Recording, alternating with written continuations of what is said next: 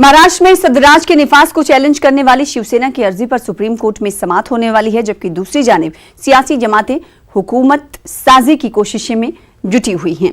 जराये के मुताबिक कांग्रेस और शिवसेना की मीटिंग बीती शब हुई। दूसरी जानिब आज सुबह एनसीपी और कांग्रेस की मीटिंग भी हुई। जराये के मुताबिक तीनों जमातें कॉमन मिनिमम प्रोग्राम यानी सीएमपी वजह करेंगी। इत्तलात के मुताबिक एनसीपी और शिवसेना का वजीर आला 2.5 साल का होगा। इसके अलावा नई हुकूमत में 42 वज़रा हो सकते हैं, यानी तीनों जमातों के 14 वजीर होंगे। नए फॉर्मूले के मुताबिक नायब वजीर आला और असेंबली स्पीकर कांग्रेस का हो सकता है।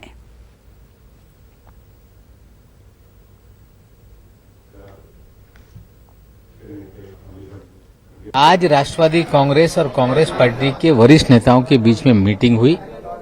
उसमें तय हुआ कि जो शिवसेना का प्रस्ताव आया है उस पर बैठ के गहन विचार किया जाएगा। कम से कम कॉमन मिनिमम प्रोग्राम बनाने के बाद ही कोई निर्णय होगा।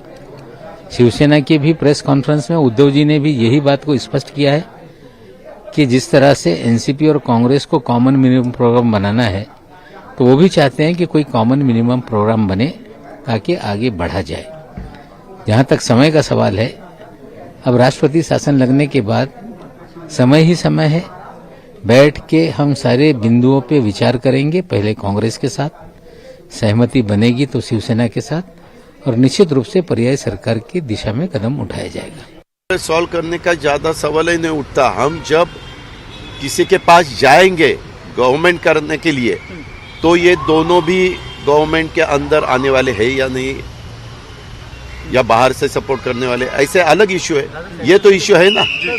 हमारा मैनिफेस्टो तो साथ साथ था, उसमें हमारा कोई दो राय नहीं है। लेकिन गवर्नमेंट में जो पोस्ट रहती है वो कौन से पोस्ट पे काम करने वाला है, कौन उसमें सहभागी होने वाला है, कौन बाहर से सपोर्ट करने वाला है, ये ऐसे अलग इश्यू है। आगे विधान परिषद के चुनाव हो, आगे जो भी लोकल बॉडीज के इलेक्शन, सब एक इश्यू नहीं, ऐसे बहुत से इश्यू है। उसके बारे में चर्चा करनी पड़ेगी। हमने हमारे पवार साहब जी ने पुलोद ये भी 78 में करके दिखाया है। एनडीए का भी काम वाजपेयी साहब ने करके दिखाया है। 99 से 2014 तक कांग्रेस, राष्ट्रवादी कांग्रेस और कुछ हमारे साथी, इन्होंने भी 15 साल का गवर्नमेंट चला के दिखाया है। तो इसमें अभी दूसरे कुछ परिस्थिति निर्माण हुई है। वो परिस्थिति में रास्ता निकालने के लिए हमें एक दूसरे के साथ डायलॉग करना पड़ेगा, और उसके बाद ही क्या होगा ये महाराष्ट्र को पता चलेगा। चीफ